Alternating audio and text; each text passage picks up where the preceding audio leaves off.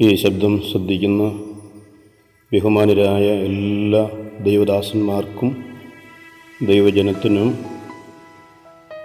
Veerpad AG ചർച്ചിൻ്റെ ശുശ്രൂഷകനായിരിക്കുന്ന CM ബിനുവിൻ്റെ സ്നേഹവന്ദനം.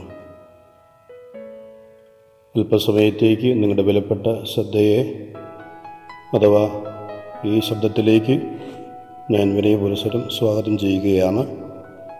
അപ്പോസ്തല പ്രവൃത്തികളുടെ പുസ്തകം 9-ാം അധ്യായത്തിൻ്റെ 12-ാമത്തെ വാക്യത്തിൽ അവൻ പ്രാർത്ഥിക്കുന്നു. അനന്യാസ് എന്നൊരു പുരുഷനകത്തു വന്നു താൻ കാഴ്ച പ്രാപിക്കേണ്ടതിന് തൻ്റെ മേൽ കൈവയ്ക്കുന്നത് അവൻ കണ്ടിരിക്കുന്നു എന്ന് കൽപ്പിച്ചു. ഈ വല്ലാത്ത ഒരു കാലഘട്ടം ലോകം മുഴുക്കെ 7 വൻകരകളിലും സകല ജനങ്ങളെയും ഭീതിപ്പെടുത്തുന്ന, സകല മനുഷ്യരെയും ഭരണാധികാരികളെ ലോകരാഷ്ട്രങ്ങളെല്ലാം വല്ലാത്ത മുൻമുനയിൽ നിർത്തിയിരിക്കുന്ന ഒരു സംഭവമാണല്ലോ COVID-19 എന്ന് പറയുന്ന മഹാമാരി, മഹാവ്യാധി. അത് നിമിത്തം ലോകത്തിലെല്ലാ സ്ഥലങ്ങളിലും ദൈവമക്കൾക്ക് അവരുടെ ചർച്ചകളിലും ഒക്കെ ഒരുമിച്ച് കൂടിയിരുന്ന് പ്രാർത്ഥിക്കാൻ, ആരാധിക്കാൻ പറ്റാത്ത വല്ലാത്ത ഒരു സാഹചര്യത്തിൽ എത്തിയിരിക്കുമ്പോൾ നമ്മുടെ ഭവനങ്ങളിലും വ്യക്തിപരമായിട്ടൊക്കെ ദൈവമുഖത്തേക്ക് നോക്കുവാനും പ്രാർത്ഥിക്കുവാനുമെല്ലാം ദൈവത്തോട് കൂടുതൽ അടുക്കുവാനുള്ള വലിയ ഒരു സമയമാണല്ലോ ഇപ്പോൾ ദൈവം നമുക്ക് തന്നിരിക്കുന്നത്. ആ സമയത്ത് ഈ ശബ്ദം കേൾക്കുന്ന എല്ലാ ദൈവജനത്തിനും നാം ഗ്രഹിക്കേണ്ടതും മനസ്സിലാക്കേണ്ടതുമായ വിലപ്പെട്ട ഏറ്റവും ഗൗരവമേറിയ 1-2 ചിന്തകളും തിരുവചനത്തിലെ ആലോചനകളും നിങ്ങളുമായിട്ട് ഷെയർ ചെയ്യുന്നതിൽ എനിക്ക് സന്തോഷമുള്ള കാര്യമാകുന്നു. പ്രാർത്ഥന എന്നുള്ളത് ഒരു ദൈവപൈതലിൻ്റെ ജീവിതത്തിൽ ഒരിക്കലും ഒഴിച്ചുകൂടാത്ത ഏറ്റവും വിലപ്പെട്ട ഒരു അനുഭവമാകുന്നു പ്രാർത്ഥന. അത് കർത്താവുമായി വ്യക്തിപരമായി നമ്മൾ പ്രാപിക്കേണ്ടതും നമ്മുടെ ഹൃദയം, ജീവിതം ദൈവസ്ഥലിലേക്ക് പകരേണ്ടതുമായിരിക്കുന്ന അനുഭവമാണല്ലോ പ്രാർത്ഥന. നമ്മുടെ യേശു കർത്താവ് അവിടുത്തെ ശുശ്രൂഷ പ്രാർത്ഥന കൊണ്ട് ആരംഭിച്ചു, പ്രാർത്ഥന കൊണ്ട് തന്നെ അവസാനിപ്പിക്കുന്നത്. കാൽവരി ക്രൂശിൽ കിടന്നുകൊണ്ട് അവസാന വാക്ക് അവിടുന്ന് പറഞ്ഞത് തന്നെ, പിതാവേ എൻ്റെ ആത്മാവിനെ തൃക്കരങ്ങളിൽ ഭരമേൽപ്പിക്കുന്നു എന്ന് പറഞ്ഞുകൊണ്ടാണല്ലോ നമ്മുടെ യേശു കർത്താവ് ഈ ഭൂമിയിലെ ഭൗതിക അക്ഷരിക ശുശ്രൂഷ അവസാനിപ്പിച്ചത് നമുക്ക് കാണുവാൻ കഴിയും. അവിടുന്ന് ഈ ഭൂമിയിലായിരുന്നപ്പോൾ ശിഷ്യന്മാർ ചോദിച്ച് അതിശ്രേഷ്ഠമേറിയതും അത്ഭുതമേറിയതുമായിരിക്കുന്ന അനവധി ചോദ്യങ്ങളെ നമുക്ക് കാണുവാൻ കഴിയും. അതിൽ ഏറ്റവും ഗൗരവമേറിയ 5 ചോദ്യങ്ങളെ നമുക്ക് കാണുവാൻ കഴിയും. അതാണ് 1, യോഹന്നാന്റെ സുവിശേഷം 11-ാമത്തെ വാക്യം. യോഹന്നാൻ തൻ്റെ ശിഷ്യന്മാരെ പ്രാർത്ഥിക്കാൻ പഠിപ്പിച്ചതുപോലെ ഞങ്ങളെ പഠിപ്പിക്കണമേ, പ്രാർത്ഥിക്കാൻ പഠിപ്പിക്കണമേ എന്ന് ശിഷ്യന്മാർ യേശുവിനോട് അപേക്ഷിച്ചു, ആവശ്യപ്പെടുന്ന നമുക്ക് കാണുവാൻ കഴിയും. അതുപോലെ തന്നെ ലൂക്കോസ് 17-ാമത്തെ വാക്യത്തിൽ അപ്പോസ്തലന്മാർ അവനോട് ഞങ്ങൾക്ക് വിശ്വാസം വർദ്ധിപ്പിച്ചു തരണമേ എന്ന് അപേക്ഷിക്കാൻ നമുക്ക് കാണുവാൻ കഴിയും.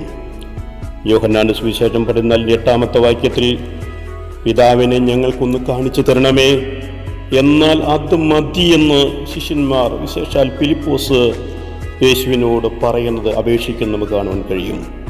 മത്തായിയുടെ സുവിശേഷം 24-3-ാമത്തെ വാക്യത്തിൽ അത് എപ്പോൾ സംഭവിക്കും, നിന്റെ വരവിനും ലോകാവസാനത്തിനും അടയാളം എന്ത് എന്ന് പറഞ്ഞു തരണമെന്ന് അപേക്ഷിക്കാൻ നമുക്ക് കാണുവാൻ കഴിയും. മത്തായിയുടെ സുവിശേഷം 17-ാം അധ്യായത്തിൻ്റെ 19-ാമത്തെ വാക്യത്തിൽ ശിഷ്യന്മാർ പിന്നെ അവൻ്റെ അടുക്ക് വന്നിട്ട് സ്വകാര്യമായി ചോദിച്ചു, എന്തുകൊണ്ട് ഞങ്ങൾക്കതിനെ പുറത്താക്കുവാൻ കഴിയാതെ പോയി എന്ന് യേശുവിനോട് ചോദിച്ചു. യേശുവോട് പറഞ്ഞു, നിങ്ങളുടെ അവിശ്വാസ നിമിത്തമത്രേ. പിന്നെ യേശു പറഞ്ഞു, എങ്കിലും പ്രാർത്ഥനയാലും യാചനകളാലുമല്ലാതെ, ഉപവാസത്താലുമല്ലാതെ ഈ ജാതി നീങ്ങിപ്പോവുകയില്ല എന്ന് യേശു കർത്താവ് പഠിപ്പിച്ചു. അവിടുന്ന് പറഞ്ഞു, ഈ കാലഘട്ടത്തിൽ നമുക്ക് ഏറ്റവും ആവശ്യമുള്ളതും ഏറ്റവും ഗൗരവമേറിയ ഒരു കാര്യമാണ് പ്രാർത്ഥന എന്നുള്ളത്. നമ്മൾ ഇവിടെ വായിച്ചതായിരിക്കുന്ന വേദഭാഗത്തിൽ വിശുദ്ധ പൗലോസ് ശ്ലീഹയുടെ ഈ ലോക ശുശ്രൂഷയിലുള്ള ആദ്യത്തെ പ്രാർത്ഥനയായിട്ട് നമുക്കത് കാണുവാൻ കഴിയും. ആദ്യമേ അപ്പോസ്തലന്മാരെല്ലാവരും സഭയും അതിപ്രാർത്ഥന വീരന്മാരായിരുന്നു. അവർക്ക് വന്ന പ്രശ്നങ്ങൾ, പ്രതിസന്ധികളെല്ലാം അവരുടെ ബുദ്ധിവൈഭവങ്ങൾ കൊണ്ടോ അവരുടെ കായിക ശക്തികൾ കൊണ്ടോ അവർ എന്തെങ്കിലും രാഷ്ട്രീയ സ്വാധീനങ്ങൾ കൊണ്ടല്ല അവർ നേരിട്ടത്. അവർ ചങ്ങലകൾ പൂമാലകളാക്കിയത്, ജയിലറകൾ അവർ മണിയറകളാക്കിയത് പ്രാർത്ഥന കൊണ്ടും ദൈവികമായ ആ പ്രത്യേക ശക്തി പ്രാപിച്ചതുകൊണ്ടാണെന്ന് നമുക്ക് അപ്പോസ്തല പ്രവർത്തികളുടെ പുസ്തകങ്ങൾ വായിക്കുമ്പോൾ നമുക്ക് കാണാൻ കഴിയും. പ്രാർത്ഥനയ്ക്ക് ഏറ്റവും കൂടുതൽ ഉത്തമമായിരിക്കുന്ന ഉദാഹരണം 14 ലേഖനങ്ങൾ കൂടി നമുക്ക് എഴുതി തന്നിരിക്കുന്നത് വിശുദ്ധ പൗലോസ്ലീഹയിൽ കൂടിയാണ്.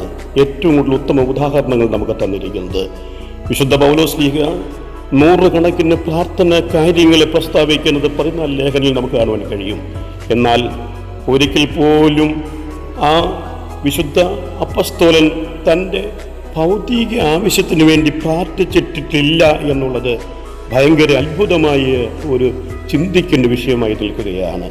തൻ്റെ സുരക്ഷിതത്തിന് വേണ്ടിയോ, തനിക്ക് ഭക്ഷണ കാര്യങ്ങൾക്ക് വേണ്ടിയോ, തൻ്റെ വാഹന കാര്യങ്ങൾക്ക് വേണ്ടിയോ, തൻ്റെ പാർപ്പിട കാര്യങ്ങൾക്ക് വേണ്ടിയോ, തൻ്റെ ഏതെങ്കിലും ഒരു ഭൗതിക കാര്യങ്ങൾക്ക് വേണ്ടി ഒരിക്കൽ പോലും വിശുദ്ധ പൗലോസ്ലീഹ പ്രാർത്ഥിക്കുകയോ പ്രാർത്ഥിക്കാൻ ആഹ്വാനം ചെയ്തിട്ടില്ല എന്ന് തിരുവചനം പരിശോധിക്കാൻ നമുക്ക് കാണുവാൻ കഴിയും. പ്രിയമുള്ളവരെ, വിശുദ്ധ പൗലോസ്ലീഹയുടെ ആത്യന്തികമായിരിക്കുന്ന 5 പ്രാർത്ഥന വിഷയങ്ങൾ ജനങ്ങൾക്ക് വേണ്ടി പ്രാർത്ഥിക്കുന്നത്, തൻ്റെ ഒരു പ്രത്യേക വിഷയത്തിന് വേണ്ടി പ്രാർത്ഥിക്കുന്നത് നമുക്ക് ലേഖനങ്ങൾ പരിശോധിക്കാൻ കാണുവാൻ കഴിയും. ഒന്നാമത്തെ ഒരു വിഷയമാണ് എഫേസ്യ ലേഖനം 1:17 വാക്യം. നിങ്ങളുടെ ഹൃദയത്തിൻ്റെ ദൃഷ്ടി പ്രകാശിക്കുക എന്നുള്ള ഒരു പ്രാർത്ഥന വിഷയം.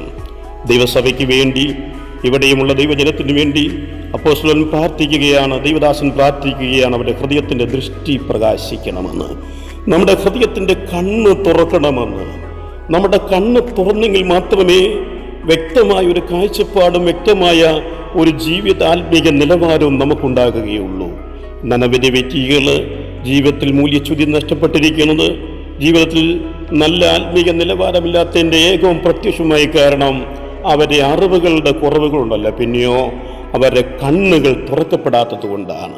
അതുകൊണ്ടാണ് സങ്കീർത്തനം 119:18 വാക്യം പറയുന്നത്, നിന്റെ ന്യായപ്രമാണത്തിൻ്റെ അത്ഭുതങ്ങൾ കാണുവാൻ എൻ്റെ കണ്ണുകളെ തുറക്കണമേ എന്ന്. നമ്മുടെ കണ്ണുകൾ തുറക്കുവാൻ വേണ്ടി നമ്മൾ ആഗ്രഹിക്കുക.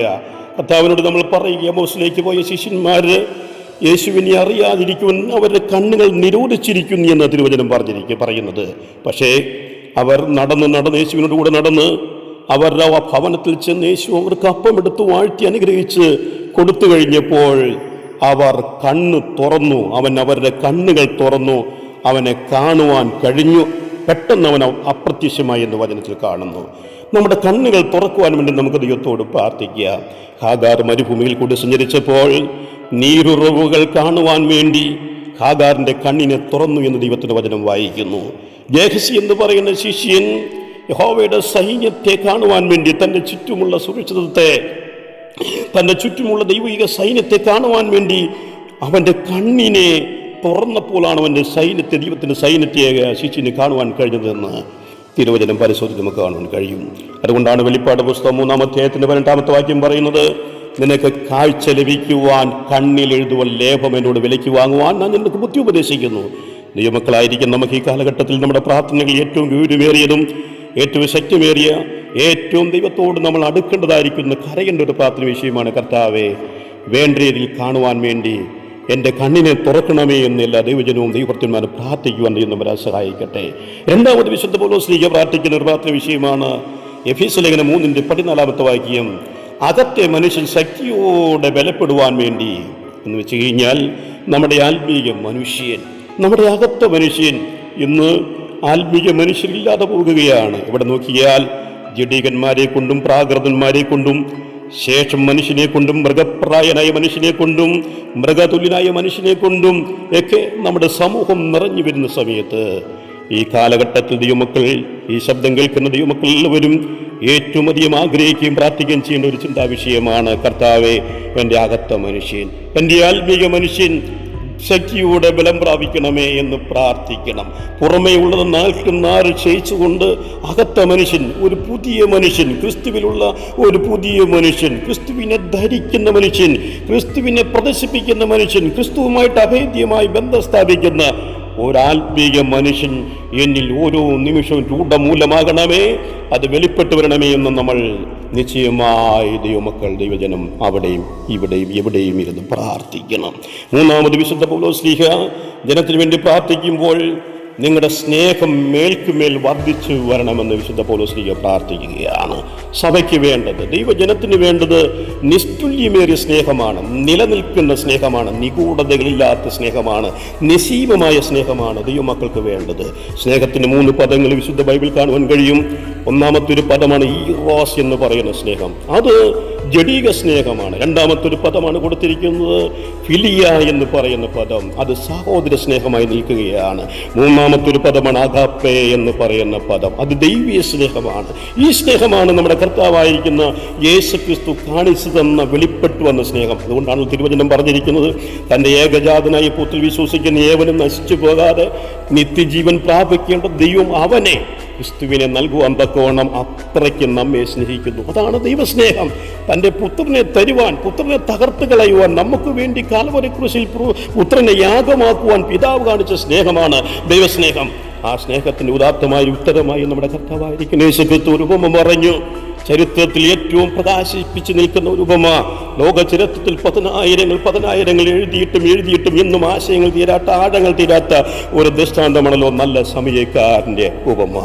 ആ കള്ളന്മാരുടെ കയ്യിൽ അകപ്പെട്ടു പോയ ആ സമയക്കാരനെ ഒരു പുരോഹിതൻ കണ്ടു മാറിപ്പോയി. പുരോഹിതൻ കണ്ട സ്നേഹം എന്ന് പറഞ്ഞു കഴിഞ്ഞാൽ അവൻ്റെ ജാതിയെ സ്നേഹിക്കുകയുള്ളൂ, അവൻ്റെ വംശത്തെ സ്നേഹിക്കുന്നുള്ളൂ. അവൻ എന്തെങ്കിലും ആര് കൊടുത്താൽ അവൻ സ്നേഹം പ്രകടിപ്പിക്കുകയുള്ളൂ. അതാണ് പുരോഹിതൻ വെളിപ്പെടുത്തിയ സ്നേഹം. കള്ളം വെളിപ്പെടുത്തിയ സ്നേഹം എന്ന് പറഞ്ഞാൽ ജഡീക സ്നേഹമാണ്.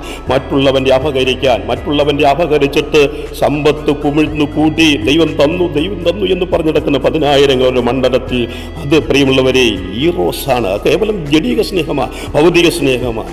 അതാണ് അവിടെ കള്ളൻ വെളിപ്പെടുത്തിയത്. അവിടെ പുരോഹിതൻ വെളിപ്പെടുത്തിയതും കേവല സ്വാർത്ഥതയുടെ സ്നേഹമാണ്.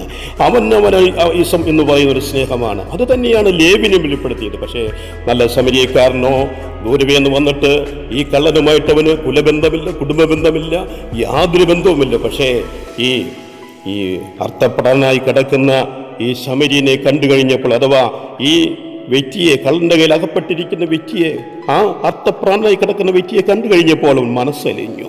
അവൻ്റെ മൃഗം നിർത്തി, വാഹനത്തിൽ നിന്ന് അവൻ ഇറങ്ങി ആ വ്യക്തിയുടെ അടുക്കൽ ചെന്നു. അവൻ്റെ കയ്യിലുള്ള വീഞ്ഞും എണ്ണയും അവന് പകർന്നു കൊടുത്തു. അവനെ മുറിവുകൾ കഴുകിക്കെട്ടി അവൻ്റെ മൃഗത്തിൽ കയറ്റി അവനെ വഴിയമ്പലത്തിൽ കൊണ്ടുപോയിട്ട് അവനെ ശുശ്രൂഷിച്ച് അവനോടുകൂടി ഒരു രാത്രിയിൽ താമസിച്ചു.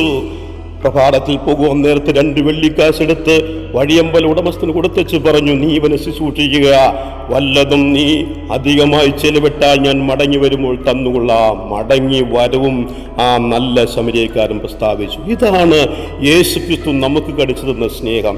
ഈ സ്നേഹമാണ് എന്നിൽ വെളിപ്പെടേണ്ടത്. ഈ സ്നേഹമാണ് ഈ കാലഘട്ടത്തിൽ ദൈവമക്കൾ വെളിപ്പെടേണ്ടത്. അതുകൊണ്ടാണ് വിശുദ്ധ പൗലോസ് കൊരിന്ത്യർ ലേഖനത്തിൽ പറഞ്ഞു, ഞാൻ മനുഷ്യരുടെയും ദൂതന്മാരുടെയും ഭാഷയിൽ സംസാരിച്ചാലും, എൻ്റെതെല്ലാം അന്നദാനം ചെയ്താലും, എൻ്റെ ശരീരം ചുടുവാൻ ഏൽപ്പിച്ചാലും, എനിക്ക് സ്നേഹമില്ല എങ്കിൽ ഞാൻ ഏതുമില്ല.